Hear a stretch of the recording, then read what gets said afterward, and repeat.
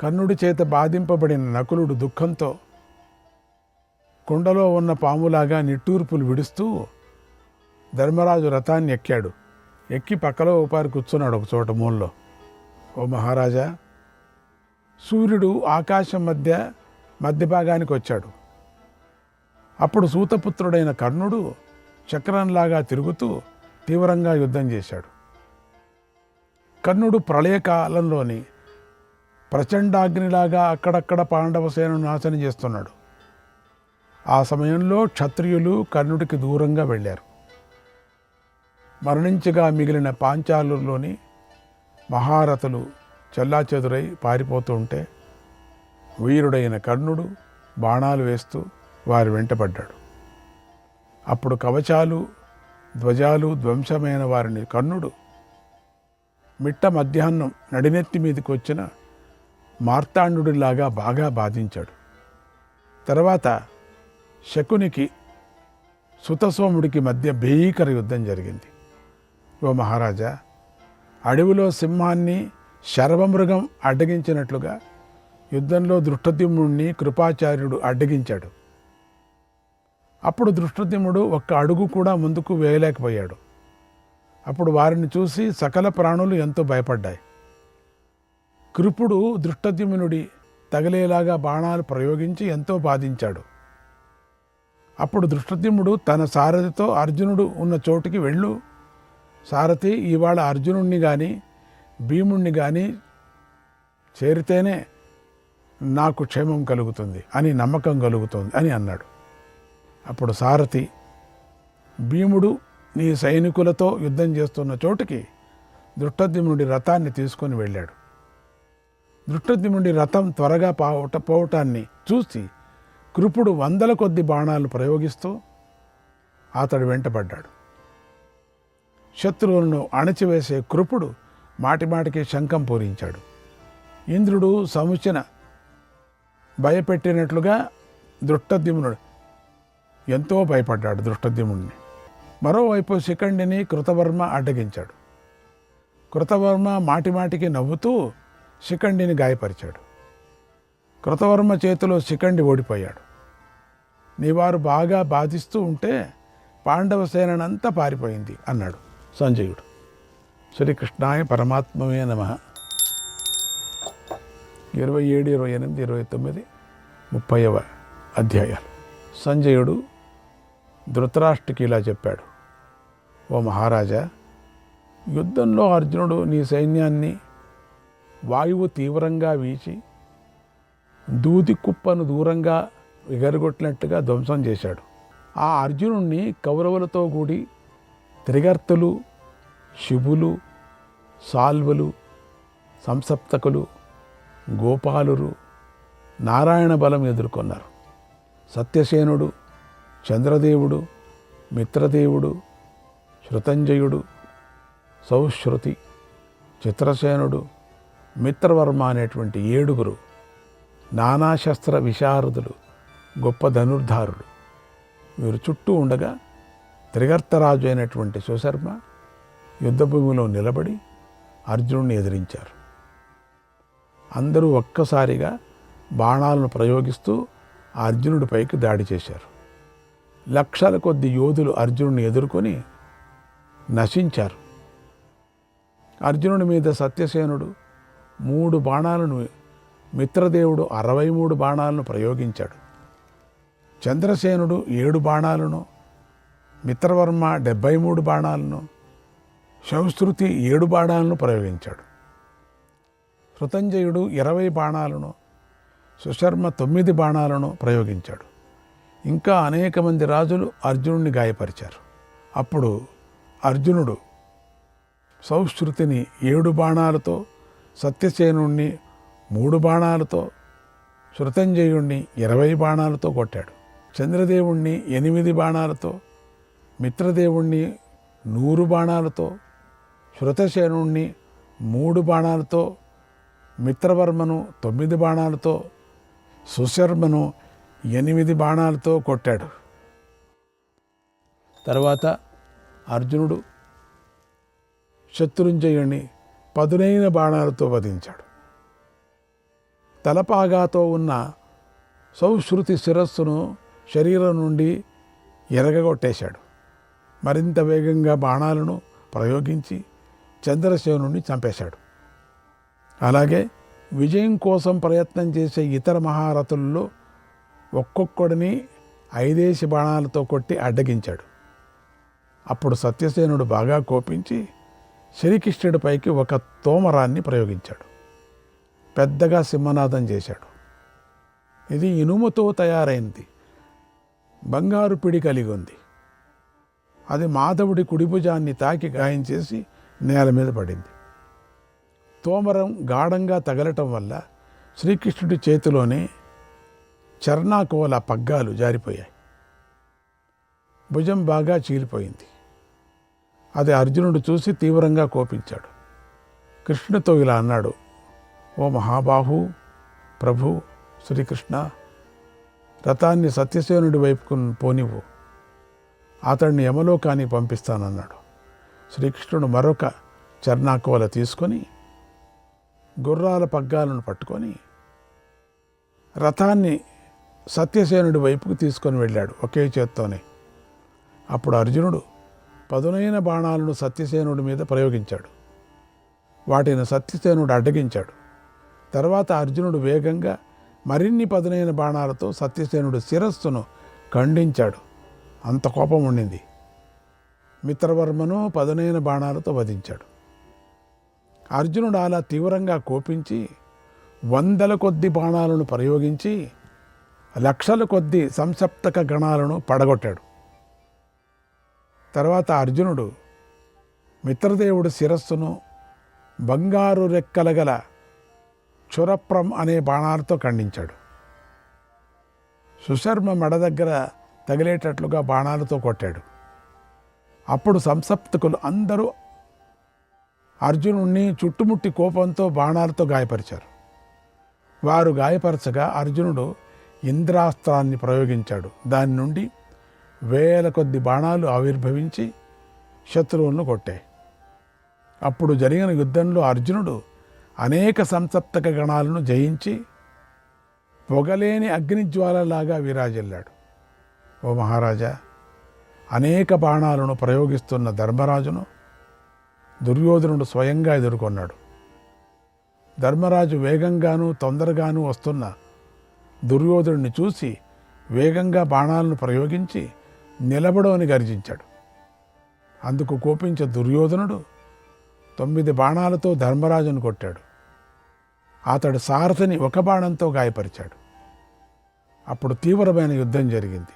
ఈ యుద్ధంలో యుద్ధ వాద్యాలను మ్రోగించారు.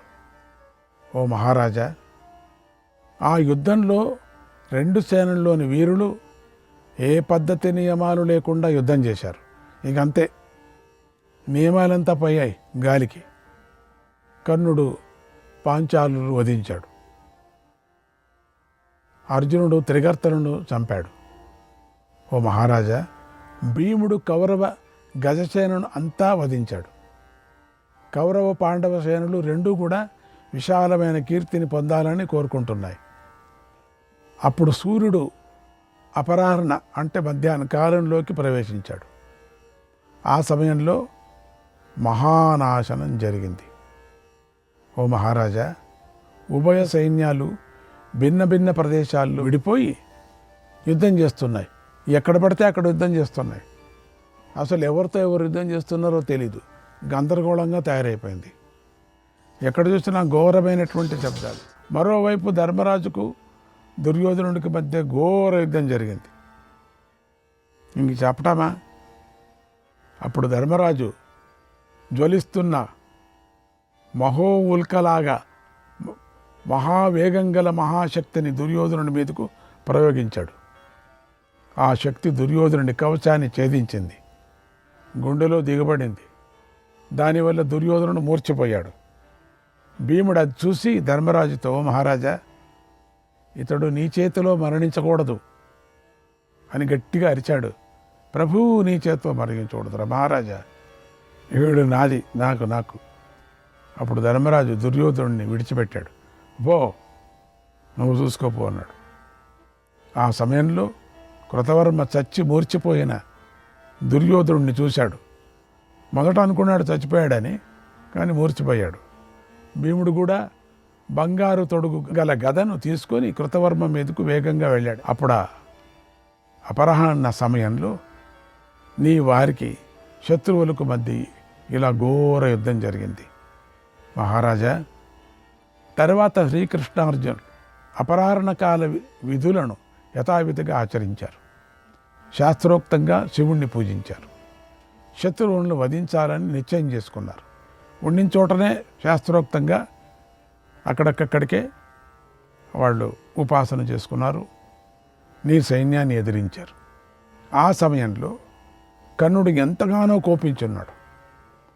కర్ణుడి అస్త్రాలతో పాండవ సేన మరణించసాగింది. కర్ణుడు కూడా సామాన్యుడు కాదు. అస్త్రాలను కోల్పోయింది పూర్తిగా, దాదాపు వెనక్కి తిరిగింది. అప్పుడు కర్ణుడు నవ్వుతూ కర్ణుడి అస్త్రాలను తన అస్త్రాలతో నాశనం చేశాడు. బాణాలతో ఆకాశాన్ని, భూమిని, దిక్కులను కప్పేశాడు. అప్పుడు సరిగ్గా సూర్యుడు అస్తమించాడు. ఓ మహారాజా, చీకటి వల్ల ఎక్కువగా క్రుమ్ముకున్నటువంటి దుమ్ము వల్ల మేము మంచి వస్తువులను కానీ చెడుదాన్ని చూడలేదు. మహాధనుర్ధారులు రాత్రి యుద్ధం చేయటానికి భయపడ్డారు. యోధులతో కలిసి యుద్ధాన్ని విరమించి శిబిరాలకు వెళ్ళారు. మధ్యాహ్నం నుంచి సాయంత్రం వరకు జరిగింది, అయిపోయింది. కౌరవ సేనలు వెనక్కు తిరిగి శిబిరాలకు వెళ్ళాయి. అంతలో సూర్యాస్త సమయం అయిపోయింది. కనపడలేదు కాబట్టి చేయలేదు, లేకపోతే చేసేవాళ్లే.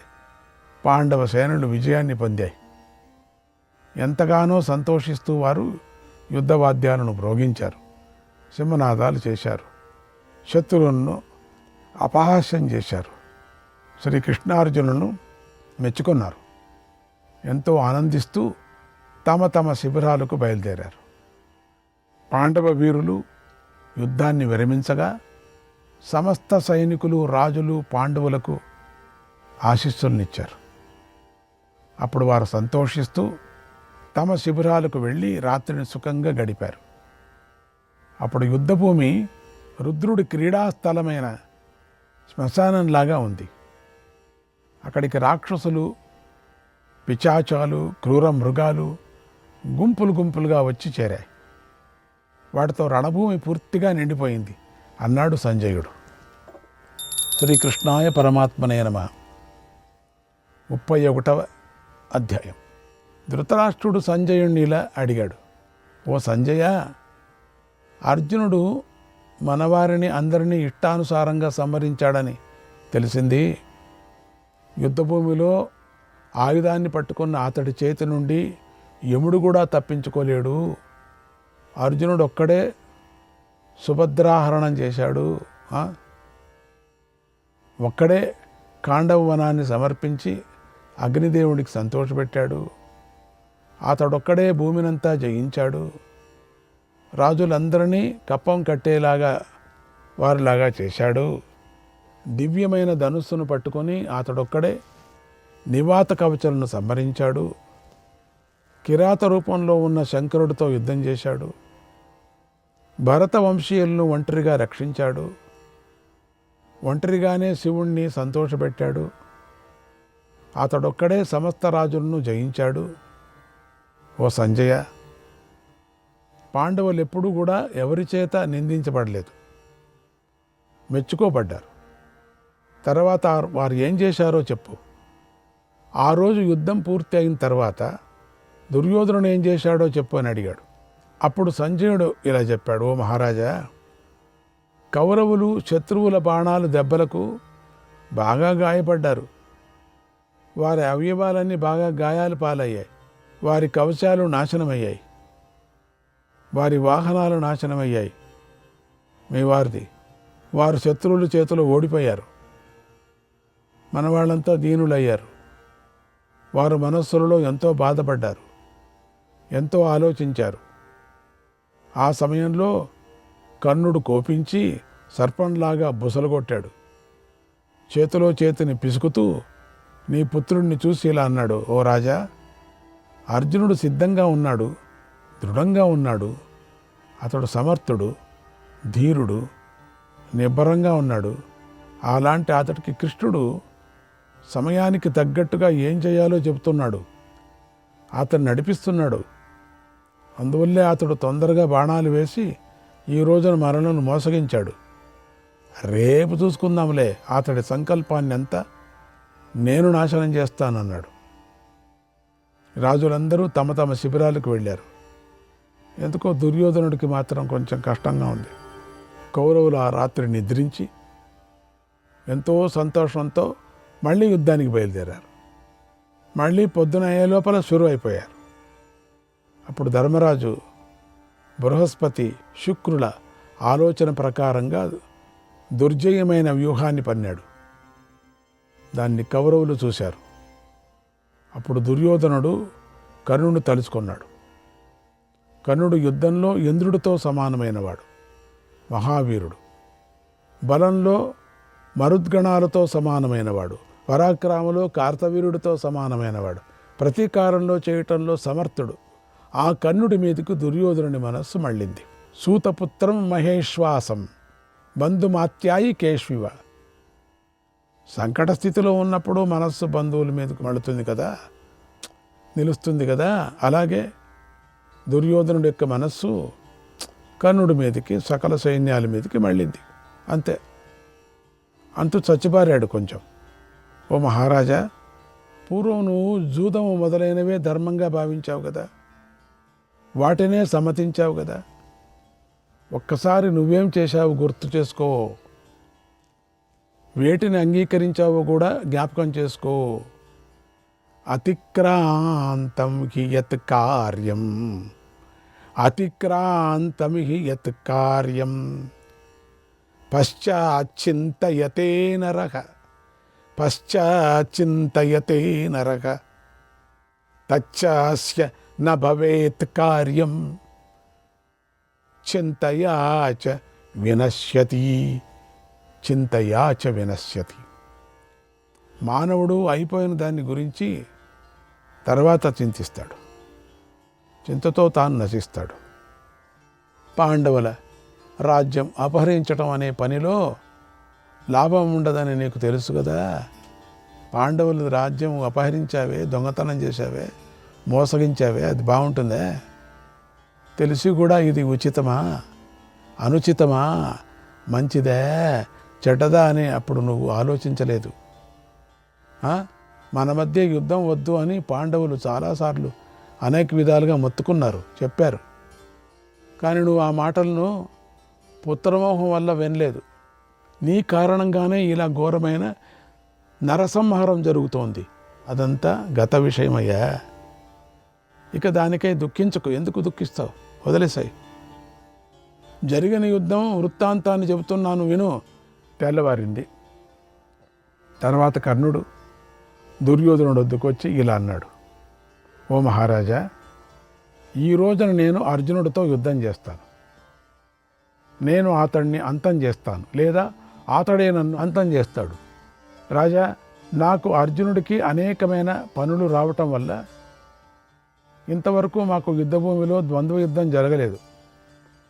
ఆయన వచ్చే లోపల ఇంకొక ఆయనకు పని పడేది, నాకేదో పని పడేది. ఇద్దరు ఎదురు బదులు అయ్యాము, కానీ కొట్టుకోలేదు. ఇప్పుడు కొట్టుకుంటాం. ఇక నేను యుద్ధంలో అర్జునుడిని చంపకుండా తిరిగి రాను.